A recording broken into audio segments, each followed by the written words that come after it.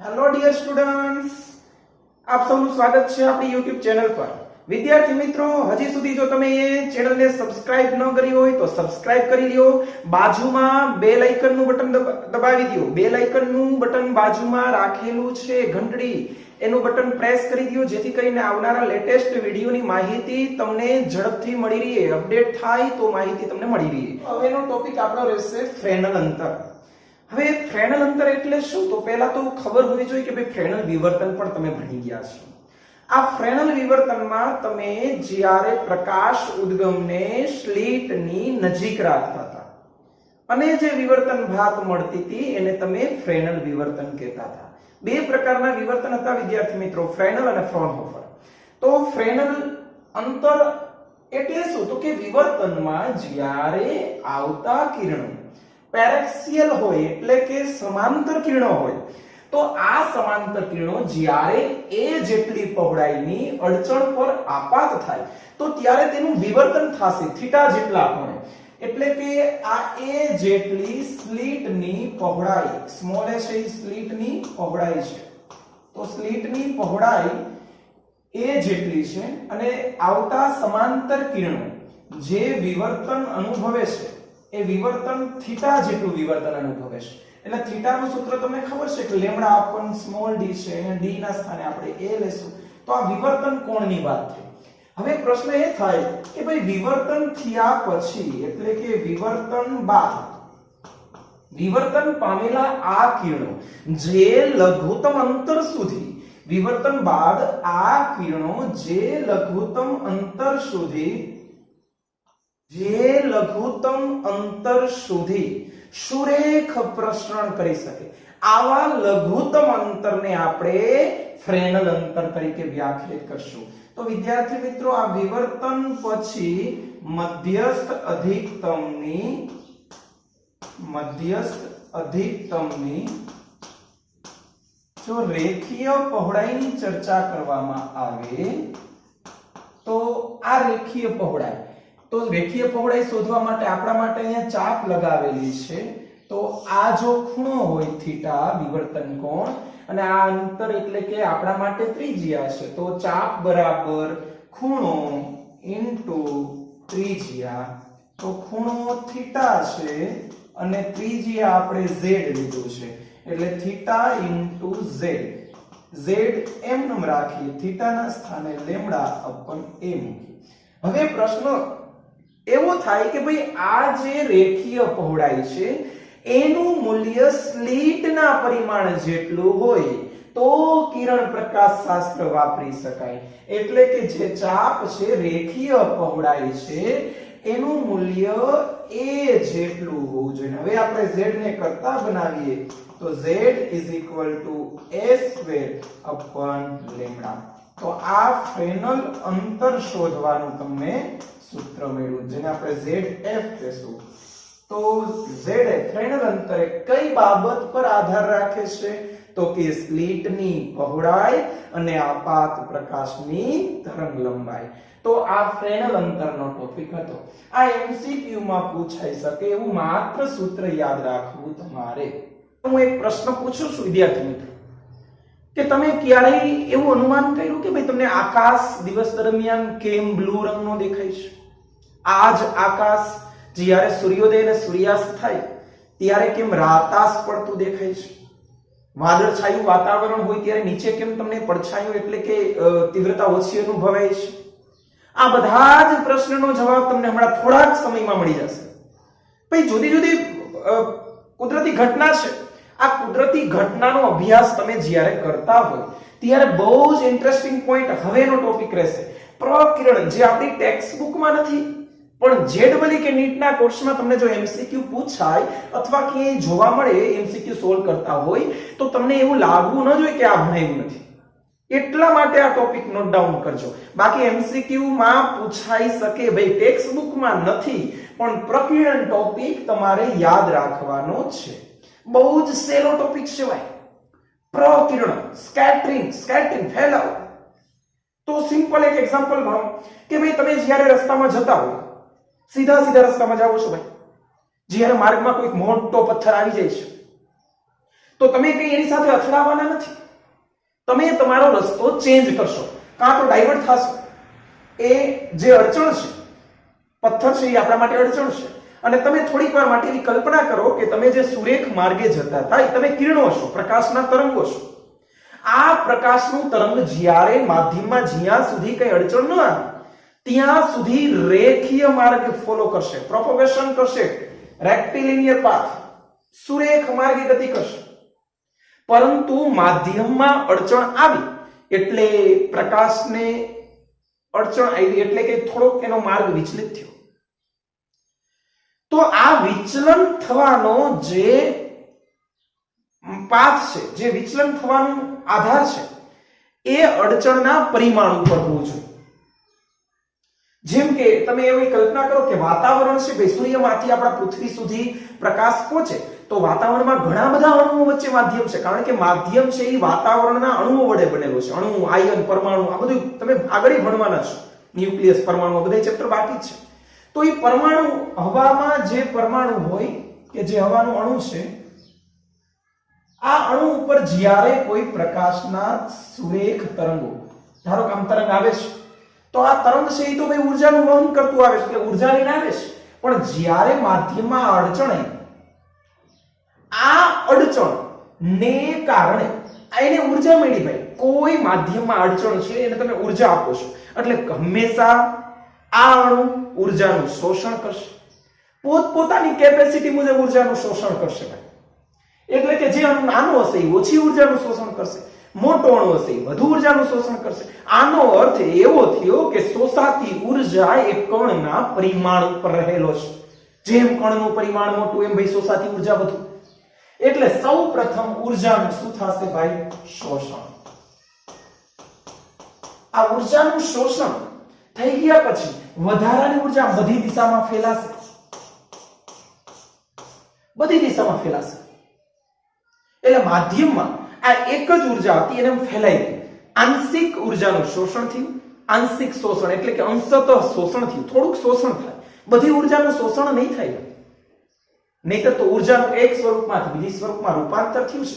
આ શોષાયેલી ઊર્જા એ કણની આંતરિક ઊર્જા સ્વરૂપે સંગ્રહાશે. પછી એ કણ કોઈ પણ રીતે એની ઊર્જાનો ઉપયોગ કરે, આયનીકરણ કરવા માટે કરે કે ભાઈ બ્રેકડાઉન કરવા માટે, જે ન્યુક્લિયસ છે એની વાત આપણે કરશું અગાઉ નેક્સ્ટ ટોપિકમાં. તો આ અણુ વડે જે આંશિક ઊર્જાનું શોષણ થયું, ત્યારબાદ વધારાની ઊર્જાનું વિખેરણ થશે. એટલે કે પ્રકીર્ણન છે એ બે ઘટનાનું સરવાળો છે, કે આંશિક શોષણ અને ત્યારબાદ વિખેરણ. શોષણ પ્લસ વિખેરણ ઇઝ ઇક્વલ ટુ પ્રકીર્ણન. બહુ જ સહેલો ટોપિક. પણ હવે પ્રશ્ન એ થાય કે આ જે બધી દિશામાં ફેલાય છે, આમાં વાતાવરણમાં તો ઘણા બધા અણુઓ હશે, બધા આમ ફેલાવશે. હવે જે સફેદ પ્રકાશ હતું એ ફેલાઈને જુદી જુદી દિશામાં જુદા જુદા રંગોનું પ્રકીર્ણન કરશે. એટલે પ્રકીર્ણનની માત્રા અથવા પ્રકેરિત પ્રકાશની તીવ્રતા, આ પ્રકેરિત પ્રકાશની તીવ્રતા એ કેના પર આધાર રાખે છે? હવે પ્રશ્ન આ થાય કે કયો રંગ વધારે પ્રકીર્ણન અનુભવશે?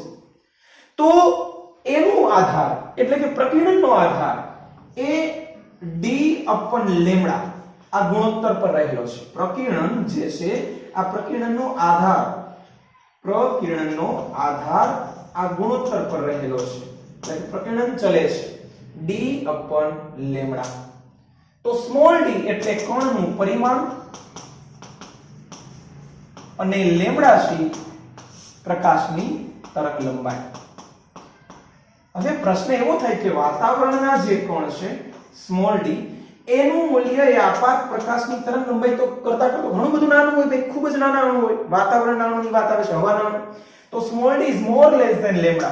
therefore આ જે પ્રકીર્ણન છે આપણે રેલે પ્રકીર્ણન કહીશું. વિદ્યાર્થી મિત્રો, આ રેલે પ્રકીર્ણનનું ઉદાહરણ કોઈ પૂછે તો જે આકાશનો રંગ છે,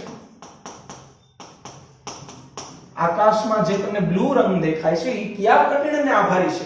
રેલે પ્રકીર્ણન. ભાઈ આ રેલે પ્રકીર્ણનની બીજી ઘટના સૂર્યોદય અને સૂર્યાસ્ત, સનસેટ, સૂર્યોદય અને સૂર્યાસ્ત, આ ઘટના પણ તમને આના કારણે અનુભવાય છે. હવે રેલે પ્રકીર્ણનની એક થોડીક બીજી વાત કરી કે ભાઈ હવે પ્રશ્ન એ થાય કે આ સ્મોલ ડી જે છે, આ સ્મોલ ડી એટલે કણનું પરિમાણ, એ કણનું પરિમાણ નાનું છે અત્યારે, તો હવે આકાશ તમને બ્લુ રંગનું જ કેમ દેખાય છે ભાઈ? લાલ રંગનું, લાતાશ પડતા રંગનું કેમ નથી દેખાતું? બ્લેક રંગનું કેમ નથી દેખાતું? ભાઈ બ્લેક રંગનું દેખાય છે. હા, યસ. ક્યારે? તો કે જ્યારે પૃથ્વીની સપાટીથી તમે 20 કિલોમીટર કરતા વધુ ઊંચાઈએ વહી જાવ, એટલે કે જ્યાં વાતાવરણની હાજરી નહિવત છે, વાતાવરણ ખૂબ જ થીન પતલું થઈ જાય છે, વાતાવરણના અણુઓ એકદમ નાના, સંખ્યા ઘનતા ખૂબ જ ઓછી, આવા કિસ્સામાં જ્યારે તમે આકાશની ઉપર હોય તો તમને દિવસ દરમિયાન પણ આકાશ બ્લેક રંગનું દેખાય છે. આ બહુ જ આશ્ચર્યજનક વાત છે ભાઈ, તમે ઘડીકમાં હજમ નહીં થાય, પણ આ વાસ્તવિકતા છે, સત્યને સ્વીકારવું પડશે. તો આ આકાશ તમને દિવસ દરમિયાન પણ બ્લેક રંગનું દેખાશે. દિવસ દરમિયાન પણ તારાનું અવલોકન કરી શકાય. ક્યારે? તો કે જ્યારે પૃથ્વીની સપાટીથી 20 કિલોમીટર ઉપર વહી જાવ તમે, કારણ કે અહીંયા વાતાવરણ નથી, વાતાવરણ નથી એટલે આકાશ બ્લેક રંગનું દેખાય, એટલે કે કોઈ જ પ્રકાશનું પ્રકીર્ણન નહીં થાય એટલે તરંગ લંબાઈની ગેરહાજરી છે, એટલે તમે એને બ્લેક રંગથી જોઈ શકો, કાળો રંગ જે કોઈ જ પ્રકાશના તરંગની હાજરી અનુભવતો નથી. એટલે તમને આ કણને કારણે તમને દેખાય છે ભાઈ કે ભાઈ કેવા આકાશનો રંગ કેવો દેખાય છે? તો કે બ્લુ, વાદળી. આ જે બ્લુ છે, નીલા રંગનું આકાશ દેખાય છે, એનો આધાર છે પ્રકીર્ણન પર રહેલો છે. હવે પ્રશ્ન આપણો પ્રશ્ન એ હતો કે ભાઈ બ્લુ રંગનું જ કેમ દેખાય છે, લાલ રંગનું કેમ નથી દેખાતું? તો ભાઈ આ રેલે પ્રકીર્ણન છે, રેલે પ્રકીર્ણનમાં પ્રકેરિત પ્રકાશની તીવ્રતા એ તરંગ લંબાઈના ચતુર્ઘાતના વ્યસ્ત પ્રમાણમાં હોય છે. એટલે કે જેની તરંગ લંબાઈ નાની એવા રંગનું પ્રકીર્ણન વધુ થશે. તો કેની તરંગ લંબાઈ નાની છે ભાઈ? જાની વાલી પીનારા નહીં, રાતા ભાઈ, રાતા રંગની, લાલ રંગની તો તરંગ લંબાઈ વધારે છે, એટલે સૌથી ઓછું પ્રકીર્ણન કોણ પામશે ભાઈ? રાતો રંગ. સૌથી વધુ પ્રકીર્ણન કોણ પામશે ભાઈ? જાંબલી રંગ. પણ તમને આકાશ તો બ્લુ દેખાય છે, કેમ? તો કે આપણે અગાઉના લેક્ચરમાં પણ સમજાવ્યું કે માનવ આંખ, આપણી આંખ એ બ્લુ રંગ માટે વધુ સેન્સિટિવ છે ભાઈ. જાંબલી રંગ કરતા બ્લુ રંગ આપણને ઝડપથી દેખાય છે, વધારે સેન્સિટિવ છે, એટલે તરંગ લંબાઈના ચતુર્ઘાતના વ્યસ્ત પ્રમાણમાં હોય રેલે પ્રકીર્ણન. એટલા માટે આકાશનો રંગ ભૈયા કેવો દેખાય છે ભાઈ? કેવો દેખાય છે? બ્લુ રંગ દેખાય છે. એનું કારણ અહીંયા મેં દર્શાવેલું છે. પણ પ્રશ્ન એ થાય કે ભાઈ વાદળ તો એ હવાના અણુનું નથી બનેલું, તો પાણીના ડ્રોપલેટ્સ છે ભાઈ, નાના બુંદ છે. તો જ્યારે કણનું પરિમાણ મોટું હોય, એટલે કે સ્મોલ ડી, ધારો કે small D as approximate to lambda, એટલે કે લગભગ સરખું હોય, તો એના કારણે શોષાતી ઉર્જા પણ વધુ હશે. અને હવે તમને જે દેખાશે આ પ્રકારના પ્રકીર્ણનને આપણે મી પ્રકીર્ણન કહીશું. આ પણ વૈજ્ઞાનિકનું નામ છે લોર્ડ રેલે. જ્યારે આ છે ગુસ્તાવ મી પ્રકીર્ણન. તો આ મી પ્રકીર્ણન છે એ જે છે વાદળમાં રહેલા પાણીના બુંદથી બને. એમાં શું થાય તો એની ચર્ચા કરી કે ભાઈ જ્યારે વાદળમાં રહેલા પાણીના બુંદ જ્યારે આપાત પ્રકાશનું શોષણ કરે, ત્યારબાદ પ્રકેરિત પ્રકાશ એ વાદળની નીચે આવે છે, એટલે કે તમને જે પ્રકાશ અનુભવાય છે વાદળછાયા વાતાવરણમાં, એ પ્રકીર્ણન પામ્યા પછીનો પ્રકાશ છે, એટલે તમને તીવ્રતા ઓછી અનુભવાય છે, કારણ કે આના કરતા વધુ શોષણ કરશે. કણનું પરિમાણ મોટું છે ભાઈ. હવે પ્રશ્ન એ થાય કે જો d મોર ગ્રેટર ધેન લેમ્ડા હોય, એટલે કે કોણ એટલો બધો મોટો હોય કે આપાત પ્રકાશની તરંગ લંબાઈ કરતા ક્યાંય વધારે હોય, તો એવા પ્રકીર્ણનને આપણે રામન પ્રકીર્ણન કહીશું, જે લેબોરેટરીમાં અનુભવાય, જે આપણે અહીંયા છે નહીં, એટલે આપણે આની બહુ ચર્ચા નહીં કરીએ. રામન પ્રકીર્ણન જે આપણા કોર્સમાં બહુ પૂછાતું નથી, પણ યાદ રાખજો વિદ્યાર્થી મિત્રો, 3 પ્રકારના પ્રકીર્ણન છે: રેલે, મી અને રામન પ્રકીર્ણન. રામન પ્રકીર્ણન લેબોરેટરીમાં હોય છે, મી પ્રકીર્ણન આપણે આ બંને જે છે એની ચર્ચા આપણે કરીએ, કુદરતની ભૌતિક ઘટના. પણ હવે પ્રશ્ન મારે એ સમજાવવું છે કે સૂર્યોદય અને સૂર્યાસ્ત વખતે કેમ ભાઈ રાતાશ પડતો રંગ દેખાય છે? તો એ પણ એક ઉદાહરણથી સમજીએ કે ભાઈ ધારો કે અહીંયા પૃથ્વી પર જ્યારે હાલો ભાઈ પૃથ્વી હાલો ગોળ હોય ને ભાઈ, નારંગી રંગની, રંગ નો હોય ભાઈ નારંગી, એટલે નારંગી રંગી હોય પણ નારંગી આકારની આપણે ચર્ચા કરી કે ભાઈ આ વાતાવરણ છે, અમુક ઊંચાઈ સુધી હોય ભાઈ વાતાવરણ. તો આ વાતાવરણ અણુઓ છે, અહીંયા તમે ઊભા છો ભાઈ, આ તમે છો, તમે અને આ સૂર્યોદય, આ સૂર્ય છે એસ સન, અહીંયાથી જ્યારે પ્રકાશ અહીંયા પહોંચે છે તો અહીંયા તમને ખબર છે કે માધ્યમ બદલાય છે એટલે વક્રીભવન થાય, પણ આપણે સિમ્પલ અત્યારે બતાવી દઈએ વક્રીભવન નથી થતું એવું થોડીક વાર વિચારીએ. તો આટલું અંતર એને વાતાવરણમાં કાપવું પડે છે. જ્યારે આ સૂર્ય અહીંયા હોય, સૂર્ય નથી ડગતો ભાઈ, આ યાદ રાખજો. આ તો આપણે સમજાવવા માટે અહીંયા સૂર્ય બતાવ્યો છે કે અહીંયા સૂર્ય પોતાનું સ્થાન નથી છોડતો. અમે હંમેશા હોશિયાર હોય પોતાનું સ્થાન ન છોડે ભાઈ, તેજસ્વી હોય. એટલે અહીંયાથી આ જે છે એને વાતાવરણમાં આટલું અંતર કાપવું પડે. ભાઈ ક્યારે વધુ અંતર કાપવું પડ્યું? તો કે સૂર્યોદય અને સૂર્યાસ્ત વખતે. એટલે વાતાવરણમાં વધારે પડતું એને અંતર કાપવું પડશે, એટલે ઝાઝા બધા ઊર્જાનું શોષણ થશે. અને જે હલકો પ્રકાશ હશે, જે ઓછી તીવ્રતા વાળો પ્રકાશ હશે, જે ઓછી તરંગ લંબાઈ વાળો પ્રકાશ હશે, એનું શોષણ વધુ થશે. તો ઓછી તરંગ લંબાઈ વાળો જે છે એનું શોષણ વધારે થશે, તો તમારી પાસે જે પહોંચશે ત્યારે મોટી તરંગ લંબાઈ વાળો પ્રકાશ વધશે. એટલે કે રાતાશ પડતો લાલ રંગની તરંગ લંબાઈ વધુ છે એટલે ઈ તમારા સુધી પહોંચશે, બાકીના બધા રંગ રસ્તામાં વિખાઈ જશે, ખોવાઈ જશે ભાઈ. એટલે આ પ્રકાર એટલે કે સૂર્યોદય અને સૂર્યાસ્ત વખતે તમને આકાશ રાતાશ પડતું દેખાય છે, આ એનું કારણ છે. તો આ પ્રકીર્ણનની વાત થઈ, આ નોટ ડાઉન કરજો, વ્યવસ્થિત સમજજો, આમાંથી એમસીક્યુ ઘણી વખત પૂછાય છે. ઓકે, તો હવે આપણે આગળનો ટોપિક ભણીએ. ધ્રુવીભવન. આ ધ્રુવીભવન સમજતા પહેલા એક બીજી માહિતી આપણે આપી દઈએ કે જ્યારે સૂર્યમાંથી સીધો પ્રકાશ આવતો હોય તો પ્રકાશ છે એને તમે વિદ્યુત ચુંબકીય તરંગ કહો છો. એટલે કે પ્રકાશ છે એ વિદ્યુત ક્ષેત્ર અને ચુંબકીય ક્ષેત્ર એમ બે ઘટકોનો બનેલો હોય. અને આ દરેક ઘટકો અણુમાં, પ્રકાશના અણુમાં અસ્તવ્યસ્ત લંબ રૂપે, એકબીજાને લંબ રૂપે, ઈ અને બી પરસ્પર લંબ રૂપે દોલન કરતા હોય. વળી આ બંનેના દોલનની દિશા એ તરંગ પ્રસરણની દિશાને લંબ હોય. જેમ કે સૂર્યમાંથી સીધો પ્રકાશ આવતો હોય એમાં બધા વિદ્યુતના ઘટકો, આપણે ચુંબકીય ઘટકને હવે નહીં ગણીએ તો આ ઘટકો જે છે એ ધારો કે એનું પ્રસરણ છે એ આ સમતલને લંબ રૂપે છે. એટલે કે બોર્ડમાંથી બહાર આવતી દિશામાં પ્રસરણ થાય છે. આ બોર્ડની બહાર આવતી દિશા એટલે કે આને હું z દિશા કહેતો હોય તો વિદ્યુતીય ઘટકો z દિશાને લંબ એટલે કે y અક્ષ ઉપર દોલન કરશે, x અક્ષ પર દોલન કરશે અને આ z દિશાને એટલે કે બોર્ડના સમતલને લંબ એવા તમામ અક્ષ પર આંદોલન કરશે. આવા જે ઘટકો છે કે જે પ્રસરણ દિશાને લંબ છે એવા ઘટકો જે કોઈ ચોક્કસ દિશામાં નથી, બધી દિશામાં છે, x માં છે, y માં છે અને એને આ પ્રસરણને લંબ એવી બધી જ દિશામાં દોલન કરતા હોય એવા પ્રકાશને આપણે કહીશું અધ્રુવીભૂત પ્રકાશ. સૂર્યમાંથી સીધો આવતો પ્રકાશ આવો હોય. પણ હવે મારે પ્રકાશને ફિલ્ટર આઉટ કરવું છે કે ભાઈ કોઈ એક જ ઘટકોને રહેવા દેવા છે, એક ઘટકને જ પસાર કરવા દેવા છે, બાકીના તમામ ઘટકો શોષાઈ જવા, એવું કંઈક આપણે વિચારીએ. તો આવા અધ્રુવીભૂત પ્રકાશને જ્યારે કોઈ એવા પદાર્થ કે જેને આપણે પોલેરોઇડ કહીશું, ધ્રુવીભૂત અથવા ધ્રુવીભવક કહીશું, પોલેરોઇડ માંથી જ્યારે અધ્રુવીભૂત પ્રકાશ દાખલ થશે તો આ દાખલ થતો પ્રકાશ એ પોલેરોઇડની કોઈ એક અક્ષને જે સમાંતર, આ એક કાલ્પનિક અક્ષ છે અને આ અક્ષને આપણે દગ અક્ષ કહીશું. આ દગ અક્ષને સમાંતર ઘટક હોય એવા ઘટકનું જ અહીંયા પ્રસરણ થશે. તો જેવી દગ અક્ષ છે ભાઈ એવા ઘટકો અહીંયા તમને મળશે. એટલે આવા ઘટકો મળશે.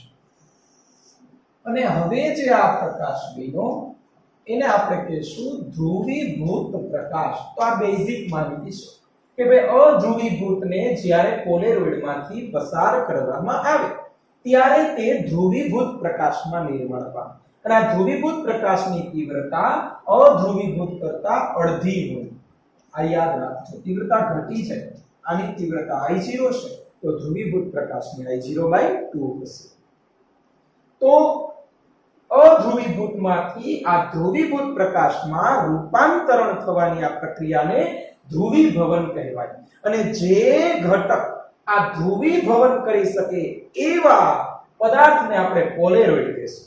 હવે કુદરતમાં જે પોલેરોઇડ મળે છે એનું એક ઉદાહરણ છે કેલ્સાઇટ સ્ફટિક, ચૂનાનો પથ્થર है કેલ્સાઇટ સ્ફટિક। પછી એક બીજો પદાર્થ પણ છે કે જે નિકોલ પ્રિઝમ તરીકે ઓળખાય છે, વિલિયમ નિકોલ એને આ બનાવેલો છે। પણ આ કેલ્સાઇટ સ્ફટિક છે કુદરતી પોલેરોઇડ છે, જ્યારે નિકોલ પ્રિઝમ છે એ આર્ટિફિશિયલ એટલે કે માનવ સર્જિત કૃત્રિમ પોલેરોઇડ છે। તો આ બેઝિક માહિતી હતી। તો વિદ્યાર્થી મિત્રો યાદ રાખવા જેવો મુદ્દો કે ધ્રુવીભૂત પ્રકાશ ધ્રુવીભવન થયા પછી પ્રકાશની તીવ્રતામાં ઘટાડો થશે। આ જે ટોપિક છે એમાં એક વ્યાખ્યા મેં તમને સમજાવી દીધી કે જ્યારે કોઈ અધ્રુવીભૂત પ્રકાશ ને કોઈ પોલેરોઇડમાંથી પસાર કરવામાં આવે ત્યારે તે ધ્રુવીભૂત પ્રકાશમાં રૂપાંતર થાય।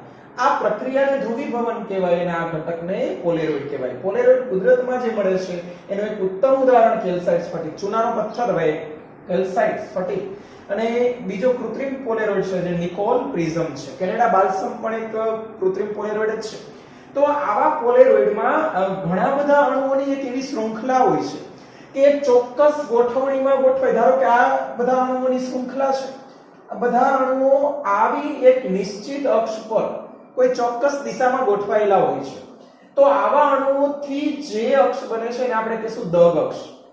અને જ્યારે આવા અધ્રુવીભૂત પ્રકાશને આ પોલેરોઇડમાંથી પસાર કરવામાં આવે તો જે ઘટકો આ અધ્રુવીભૂતમાં તો ઘણા બધા ઘટકો છે, દરેક ઘટકો તેના પ્રસરણ દિશાને લંબ છે।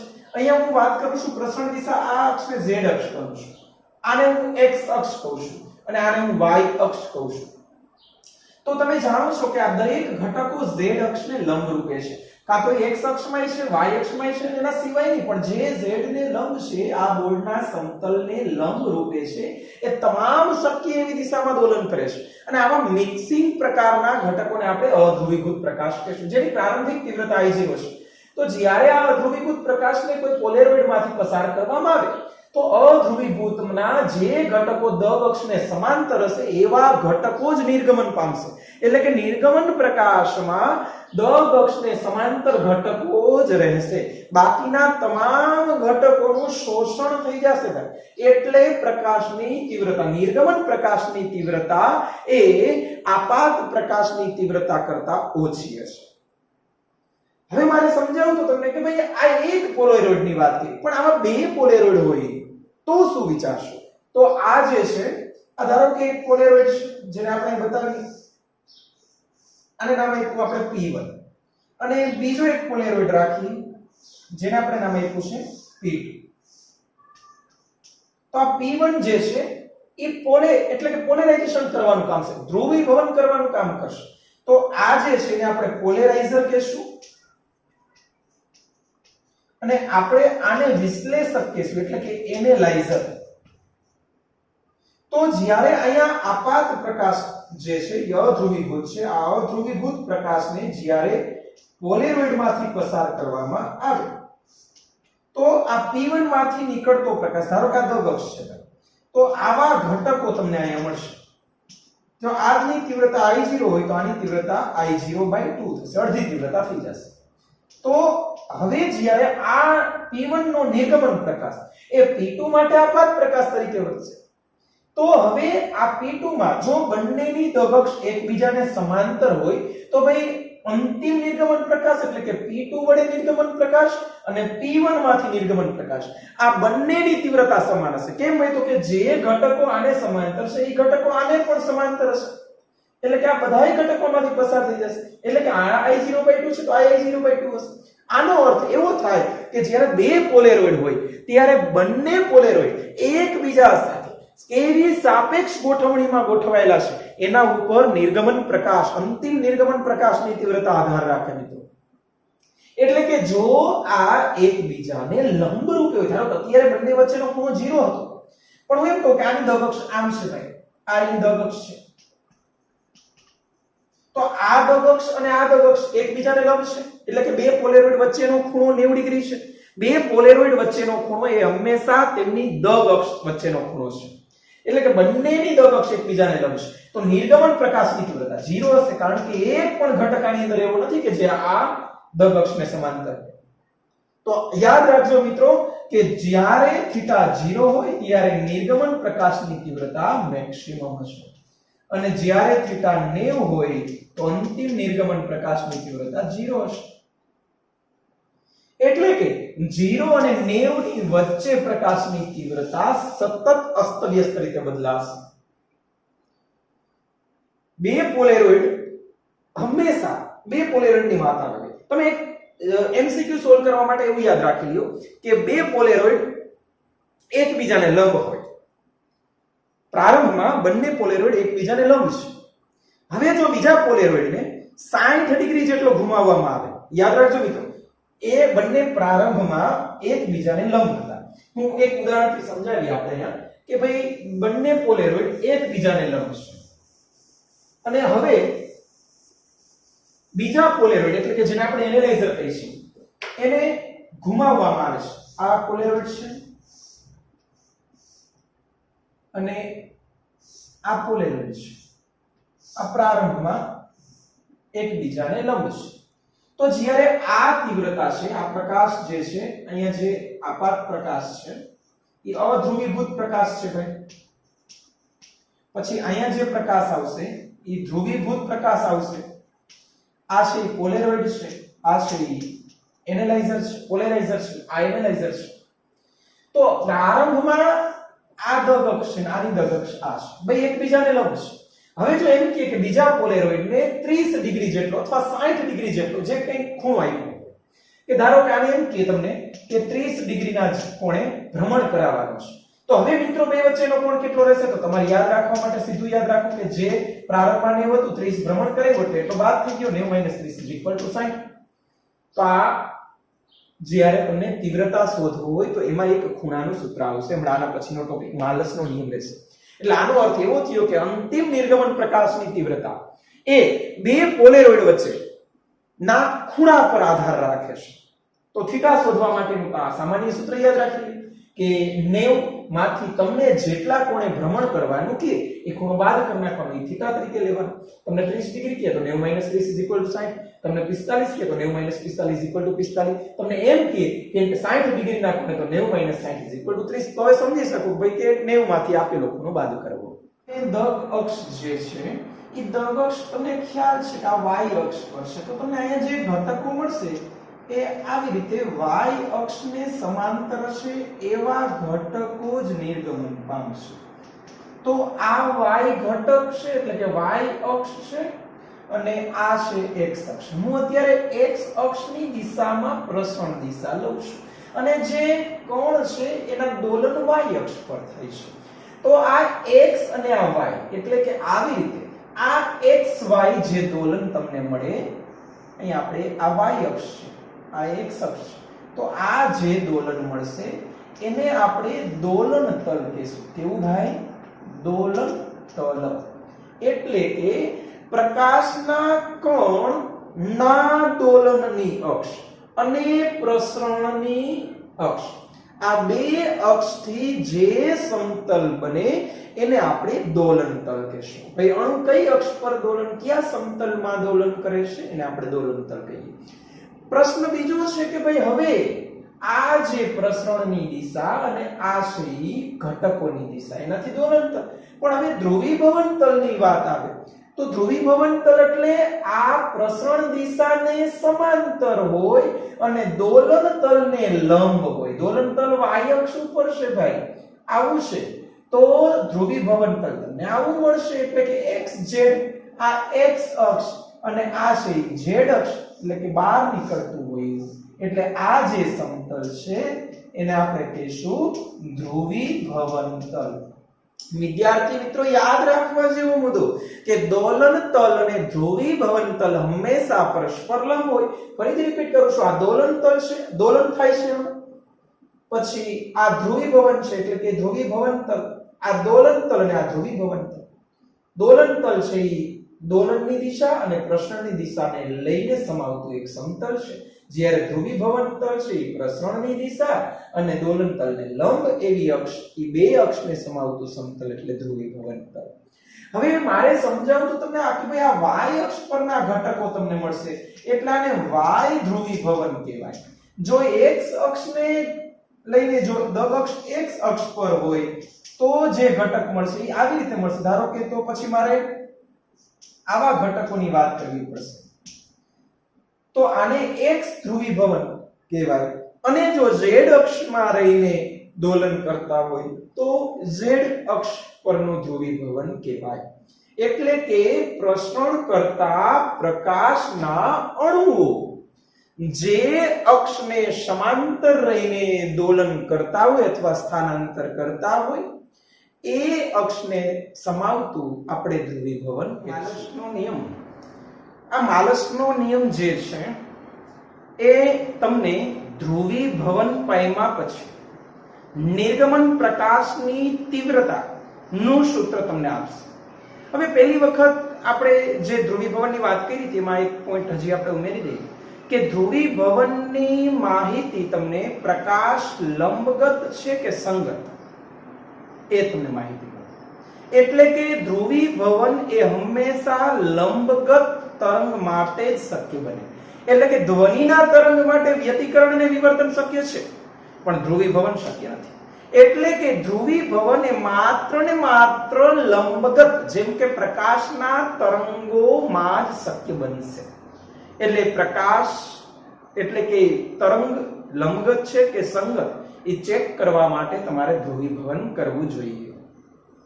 તો આ માલસના નિયમની મેં એક આકૃતિ બનાવી છે કે સૌપ્રથમ અધ્રુવીભૂત પ્રકાશ જે સૂર્યમાંથી આવતો સીધો પ્રકાશ, એમાં વિદ્યુતીય ઘટકો બધાય બતાવેલા છે જે પ્રસરણની દિશાને લંબ છે. ધારો કે પ્રસરણ આ દિશામાં થાય છે, એ કલ્પના કરજો મિત્રો. અત્યારે પ્રસરણ આ દિશામાં થાય છે તો આ ઘટકો હોવું જોઈએ, પણ મેં ત્રિપરિમાણમાં સમજાવું છું, પણ આ આકૃતિ ત્રિપરિમાણમાં શક્ય નથી. એટલે અધ્રુવીભૂત પ્રકાશને જ્યારે મિત્રો તમે પોલેરોઇડમાંથી પસાર કરો, હવે બે પોલેરોઇડની ચર્ચા કરવી છે. હું જે આ પોલેરોઇડને છે નામ આપ્યું મેં P2, ત્યાર પછી જે પોલેરોઇડ લીધો છે એને આની દગ અક્ષ સાથે થીટા જેટલા કોણિયામ બનાવેલો છે, ટિલ્ટિંગ કરેલો છે, વાળેલો છે. એટલે કે બંને દગ અક્ષ વચ્ચેનો ખૂણો થીટા છે. આ દગ અક્ષ સાથે આની દગ અક્ષે બનાવેલો ખૂણો થીટા છે. આને મેં નામ આપ્યું P2, આને નામ આપ્યું P1. આ છે એને પોલેરાઇઝર કહેશું ને આ બીજો આવે છે એને આપણે એનાલાઇઝર કહેશું. નામકરણ આપણે આને P2 P1 કહેશું, આ યાદ રાખજો. તો આ જે અધ્રુવીભૂત પ્રકાશ છે ને જ્યારે P2 માંથી પસાર કરશો તો આ દગ અક્ષમાંથી એટલે કે આ પોલેરાઇઝરમાંથી નિર્ગમન પામતો પ્રકાશ કે જેનો કંપ વિસ્તાર મેં E0 વડે દર્શાવેલ છે, એમાં નિર્ગમન પ્રકાશ જે છે એમાં માત્ર દગ અક્ષને સમાંતર ઘટકો જ રહેશે. એટલે E0 એ બાકીના તમામ ઘટકોનું શોષણ થશે. ત્યારબાદ આ P2 વડે જે નિર્ગમન પ્રકાશ છે એને જ્યારે P1 માંથી પસાર કરશું એનાલાઇઝરમાંથી, ત્યારે આ E0 ના તમને બે ઘટક જોવા મળશે કે જેની સાથે થીટા ખૂણો બનાવે. એ દિશામાં E0 cos થીટા અને આ E0 cos થીટા ને લંબ એટલે E0 sin થીટા. હવે મિત્રો તમે જાણો છો કે નિર્ગમન પ્રકાશમાં એ દગ અક્ષને સમાંતર ઘટકો જ હોય. એટલે કે અહીંયા તમને જે E0 cos થીટા છે એવા ઘટકો જ આમાંથી નીકળશે. એટલે આ અંતિમ નિર્ગમન પ્રકાશમાં માત્ર કયા ઘટકો હશે મિત્રો? E0 cos theta. તો હવે આપણે તીવ્રતાની વાત કરીએ તો તમે જાણો છો કે તીવ્રતા I ચલે છે કંપ વિસ્તારના વર્ગના સમપ્રમાણમાં હોય. તો નિર્ગમન પામતો જે પ્રકાશ છે E ના સ્થાને મેં મૂક્યું E0 cos થીટા, એનો સ્ક્વેર કરીએ તો E0 square cos square theta. તો આ અંતિમ નિર્ગમન પ્રકાશનો કંપ વિસ્તાર શોધવાનું સૂત્ર છે. તો જ્યાં E સ્ક્વેર છે હું I મૂકી દઉં, E0 સ્ક્વેર છે હું I0 મૂકી દઉં, તો I I0 cos square theta. હવે મિત્રો કોઈ તમને પૂછે કે એક પરિભ્રમણ કરાવવામાં આવે, એટલે કે આ જે એનાલાઇઝર છે એને હું આમ પરિભ્રમણ કરાવતો છું, તો પરિભ્રમણ કરાવવાથી તમને સરેરાશ તીવ્રતા જે મળે એમાં cos સ્ક્વેર થીટા નું સરેરાશ મિત્રો તમે અગાઉ ભણી ગયા છો 1/2 થાય. એટલે આપણે કીધેલું કે ભાઈ આપાત પ્રકાશની તીવ્રતા કરતા અડધી થાય. પણ પરિભ્રમણ દરમિયાન એની તીવ્રતા અચળ રહેશે. મિત્રો આ યાદ રાખજો, P2 ને પરિભ્રમણ કરાવો તમે તો એની તીવ્રતા અચળ રહેશે. અચળ એટલે કહેવાનો મતલબ કે અહીંયા જે નિર્ગમન પ્રકાશ પામે છે એ એમનેમ જ રહેશે, એની તીવ્રતા નહીં બદલાય. પણ આ સરેરાશ જે છે એ સરેરાશ મૂલ્ય તમને I0/2 એ અચળ રહેશે. I0/2 નું મૂલ્ય અચળ રહેશે. આ યાદ રાખજો. તો આ હતો માલરસનો નિયમ. નોટ ડાઉન કરી લ્યો મિત્રો, શાંતિથી લખી લ્યો, આકૃતિ સહિત લખજો.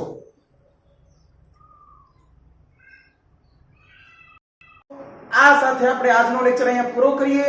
ફરી પાછા નવા લેક્ચરમાં નવા ટોપિક સાથે મળશું. આ પૂરું કરતા પહેલા એક ફરીથી સૂચના કે વિદ્યાર્થી મિત્રો, આજનો લેક્ચર તમને કેવો લાગ્યો એ મને કમેન્ટ બોક્સમાં જણાવો. જો પસંદ આવ્યો હોય તો લાઈક કરો, શેર કરો, સબસ્ક્રાઇબ કરો. વિદ્યાર્થી મિત્રો, જેને હજી આપણી ચેનલ સબસ્ક્રાઇબ ન કરી હોય તે ચેનલને સબસ્ક્રાઇબ કરી લ્યો. બાજુમાં બેલ આઇકનનું બટન આપેલું છે તે પ્રેસ કરી દો, જેથી કરીને આવનારા લેટેસ્ટ વિડીયોની માહિતી તમને ઝડપથી મળી રહે. Okay, bye bye, Tata.